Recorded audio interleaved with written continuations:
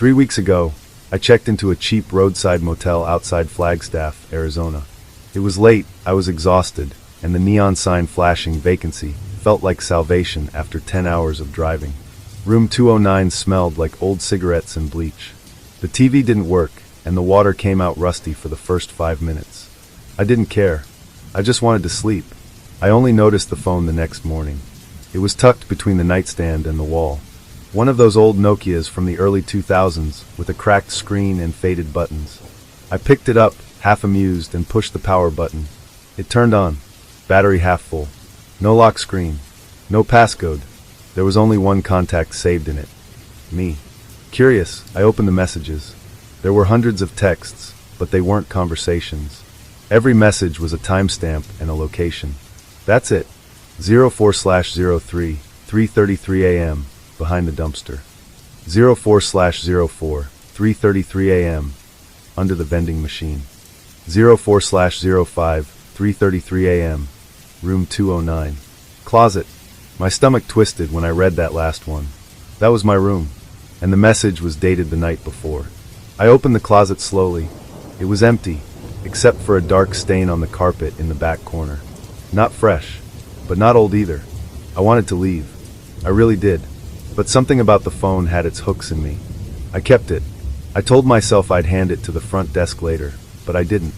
That night, it buzzed at exactly 3:33 a.m. New message. Look under the bed. I turned on every light in the room, heart pounding, and slowly got down on the floor.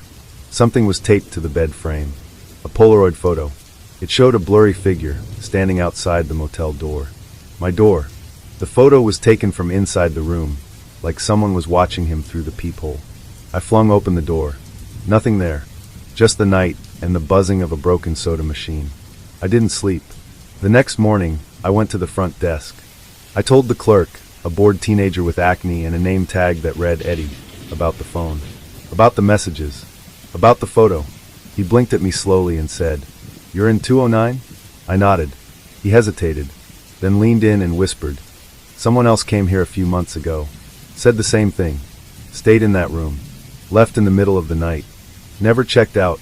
I asked for a different room. He gave me 105. I should have thrown the phone away. Instead, I charged it. I wish I could say I don't know why, but I do. I needed to know what was happening, what the messages meant, who was sending them. That night, at 3:33 a.m., another text came through. There's something behind the mirror. I stared at the bathroom mirror for a long time. Then I tapped the glass. It echoed. Hollow. I pried it off the wall with my pocket knife. Behind it was a small hole, like a cubby or crawl space. Inside it was another Polaroid. This time it showed me, sleeping in bed.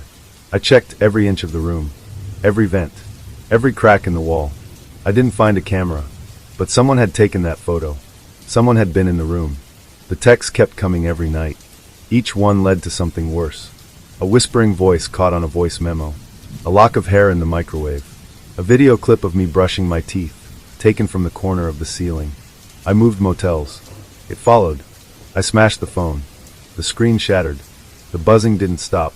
That night, it still sent a message. I watched it power on by itself at 3:32. Look behind you. I didn't. I sat frozen in bed, staring at the wall. I felt the air grow cold. My ears popped like the pressure had changed. Then I heard the soft click of a Polaroid photo being printed. I turned. The phone had taken a picture of me, wide-eyed, mouth open in shock. Except, it wasn't me holding the phone. Something was. A shape in the reflection of the window. Long arms. No face. Holding the phone like it had hands made of shadow. I left. Drove for hours without stopping. But no matter where I go, the phone rings every night at 3:33 a.m. And now, I answer it. Because if I let it go to voicemail, it leaves messages. And each message is shorter. Each one closer to now. The last one simply said, "I'm inside." And when I listened closely, I could hear breathing. Not from the phone. From the closet behind me.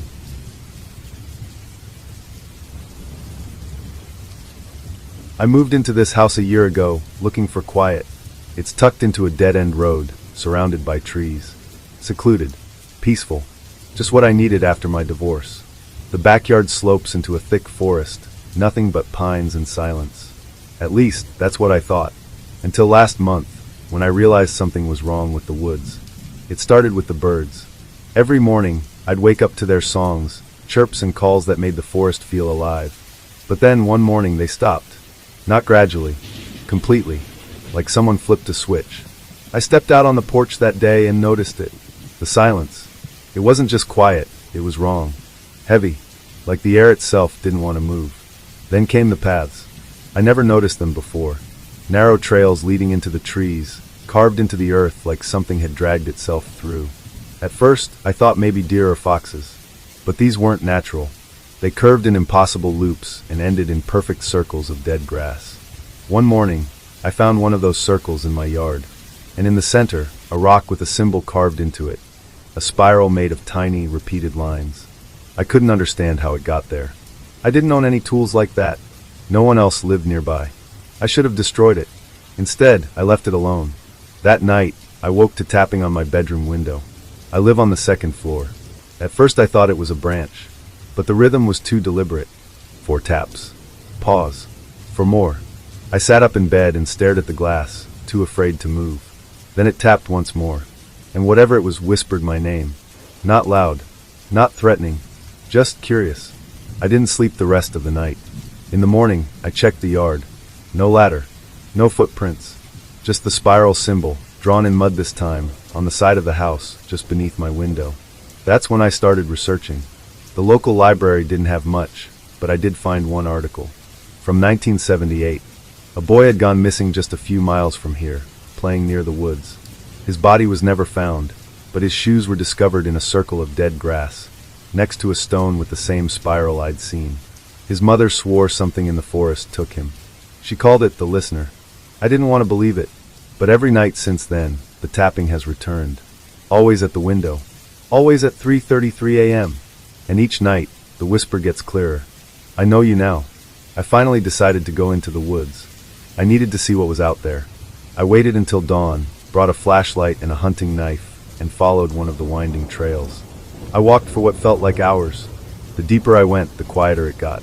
No birds, no wind, just the sound of my own breathing and the crunch of leaves beneath my boots. Then I reached it, a clearing, perfectly circular. In the center stood a dead tree, blackened like it had been struck by lightning, and at its base more stones, arranged in a spiral. I stepped closer and saw bones, small, human-shaped. That's when I heard it behind me, the softest voice. Finally, I turned. No one. Then everything went dark, even though it was morning. The sky above the clearing turned black, like night had fallen just there. My flashlight wouldn't turn on, and from the trees came dozens of voices, all whispering in unison. One of us, one of us, one of us. I ran. Branches tore at my arms. My legs felt like they were sinking into the soil. I didn't know if I was going the right way, but I didn't stop. The whispering followed me the whole time. I felt something brush my neck, cold and smooth, like a hand made of stone. I didn't stop until I collapsed on my front porch, covered in scratches and mud. When I looked back, the forest was still, like nothing had happened. I wanted to burn the place down, but I didn't, because something inside me didn't want me to. That's the worst part. Since that day, I've felt pulled toward the forest. Every night, I dream of the spiral, of voices chanting beneath my bed. I find dirt under my fingernails every morning. I've started sleepwalking. Once, I woke up halfway through the woods, with mud in my mouth. I don't think I'm alone in this house anymore. Sometimes late at night, I see movement in the corner of my eye. Pale shapes reflected in the window that vanish when I turn to look. My dog won't go near the tree line anymore. Last week, I found her staring at the woods and growling. The next day, she was gone. All that remained were paw prints, leading into the spiral. I've started carving symbols of my own now. Around the house, on the trees, anything to keep it out. But I don't think it's trying to get in anymore.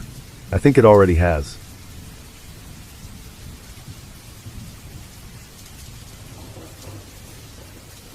When I lost my job last year, I thought things couldn't get worse.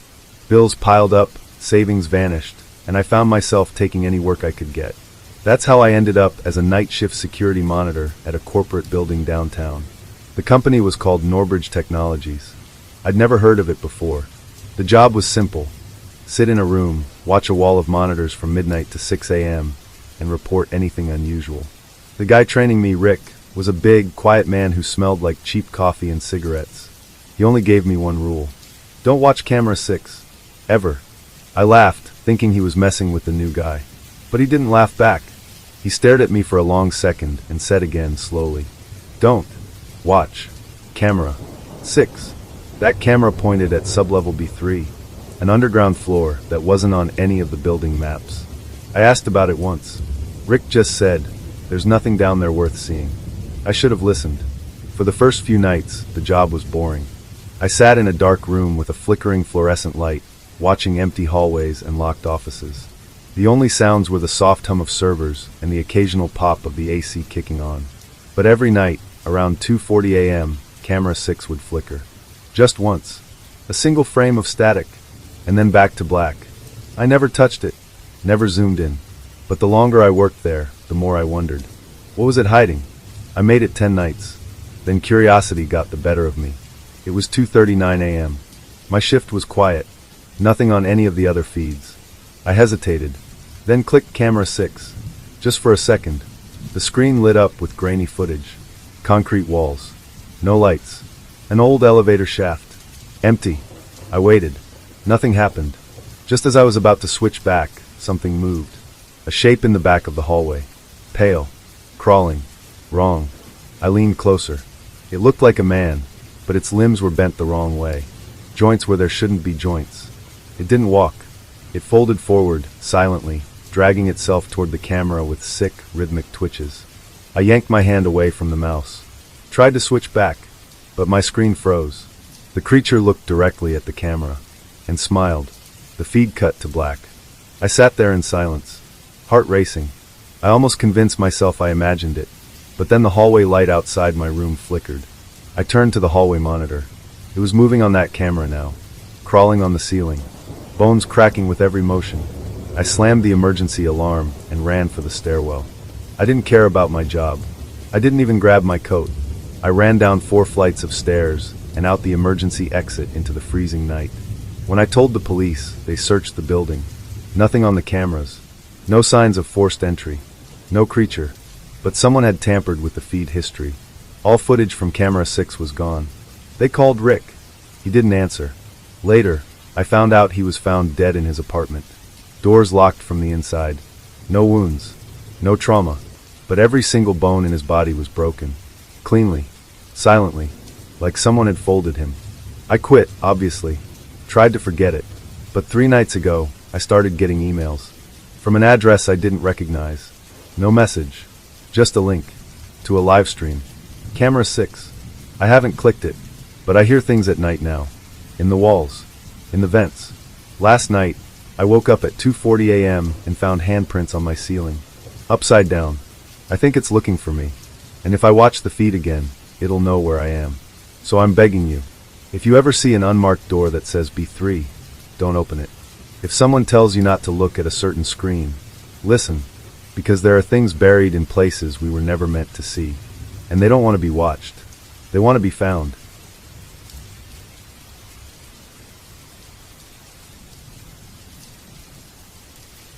I rented this house for peace and quiet. After years in the city, all I wanted was silence, space, and a break from people. The listing described it as a quaint countryside home with rustic charm. It was cheap. Too cheap, in hindsight. The place was old, probably built in the 1940s. It creaked when you walked. The windows fogged even when it wasn't cold. But it had a fireplace, 2 acres of woods out back, and no neighbors in sight. Perfect. Except for the attic. It was the first thing I noticed when I moved in. A small door in the hallway ceiling, with a wooden hatch and 4 thick nails hammered across it. The nails weren't recent. They were rusted, like they'd been there for years. Naturally, I asked the landlord. He was a quiet man, mid-50s, met me with a limp handshake and eyes that never quite made contact. When I asked about the attic, his face went pale. "It's sealed for a reason," he muttered. "Best leave it be." I laughed, thinking it was some weird superstition. "Is it unsafe?" He paused. "You could say that." And that was it. No warning, no explanation. I should have let it go. But every night, I'd hear something above me. Scratching. Shifting. Sometimes slow dragging sounds, like something heavy was being pulled across the floor. I told myself it was raccoons. Or rats. Maybe old pipes groaning. Until I realized the noises only happened between 2 and 3 a.m. every night. One night, I left my phone recording while I slept. When I played it back the next morning, most of it was just silence. Until 2:17 a.m. That's when I heard it. A faint voice. Not words. Just humming. Like a lullaby. Low. Female. Tuneless. Coming from above me. That morning, I bought a crowbar. It was probably the dumbest thing I've ever done. I waited until midnight, then climbed a step ladder and began pulling the nails loose. Each one screamed as I yanked it free. It felt wrong, like I was undoing something sacred. When I finally opened the hatch, warm air rushed out. Not dusty or stale, warm, like someone had been living up there. I shone my flashlight inside. The attic was empty. No furniture. No storage. Just cracked wood, cobwebs, and strange symbols carved into the walls. Circles, crosses, spirals. Repeating patterns. Some looked burned in. In the center of the floor, there was a mattress. Old. Yellowed. Stained. And sitting on the mattress was a doll. Porcelain. Dressed in a faded pink dress. Cracked down the cheek. Her eyes were closed. I should have closed the door and resealed it. But instead, I stepped inside. The air felt thicker with each breath. My flashlight flickered. Then I heard it. A creak behind me. I turned, expecting the hatch to have closed. But instead, the doll's eyes were open, looking directly at me. I don't remember how I got out. Just flashes, falling down the ladder, hitting my elbow, running into the kitchen, and locking the door behind me. I stayed awake until sunrise, lights on, phone in hand, waiting for something to happen. Nothing did. Until the next night. At 2:13 a.m., I woke up in bed. The attic door was open. Not just cracked, wide open. And sitting in the hallway, just beneath it, was the doll. Looking at me. I left the house that night. Drove to a motel 30 miles away. I texted the landlord and told him I was terminating the lease. He didn't argue. Just sent a one-line reply. I warned you. The thing is, I've been gone for weeks now. But I'm not free. 3 nights ago, I found a small wooden box outside my motel door. No name. No return address. Inside was a note. You brought her out. And beneath the note, the doll. Same cracked cheek. Same closed eyes. I threw it in the dumpster. Drove to another town. The next morning, it was in my car. Passenger seat. Buckled in. Her eyes were open again. I don't sleep anymore. I don't stay in the same place for long. And no matter where I go, she follows. No one else can see her. People look at the empty seat and ask why I buckle it. I can't explain it. All I know is that when I stare at her long enough, I hear humming. And some nights, just before I fall asleep, I feel warm breath on my neck. Like someone's leaning in real close and whispering, "You shouldn't have let me out."